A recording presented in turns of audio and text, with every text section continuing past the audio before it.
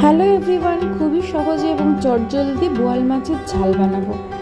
বোয়াল মাছটা নুন, হলুদ আর সর্ষের তেল মাখিয়ে আধ ঘন্টা মতো রেখে দিয়েছিলাম।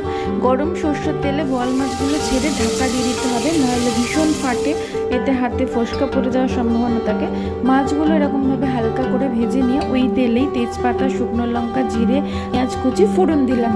ততক্ষণ পেঁয়াজটা ভাজা হচ্ছে, একটা মশলা বানিয়ে নিয়ে একটা মাঝারি সাইজের পেঁয়াজ, রসুন, লঙ্কা, টমেটো একসাথে পেস্ট করে নিলাম। মশলার পেস্টটা দিয়ে দিতে হবে, দিয়ে বেশ কিছুক্ষণ ধরে কষাতে হবে। মশলার কাঁচা গন্ধ মোটামুটি চলে গেলে হলুদ, নুন, জিরে আর লঙ্কা গুঁড়ো দিয়ে দেবো। জল দিয়ে মাঝে মাঝে একটু কষিয়ে নিতে হবে। মশলা কষানো হয়ে গেলে যতটা ঝোল লাগবে তার থেকে একটু বেশি জল দিতে হবে, দিয়ে বোয়াল মাছগুলো ছেড়ে দিয়ে ঢাকা দিয়ে দিতে হবে। বোয়াল মাছ সিদ্ধ হতে বেশি সময় লাগে না, 5 মিনিটের মধ্যেই সিদ্ধ হয়ে যাবে। গরম মশলা আর ধনেপাতা ছড়িয়ে নামিয়ে নিতে হবে। ঝাল ঝাল বোয়াল মাছ রেডি।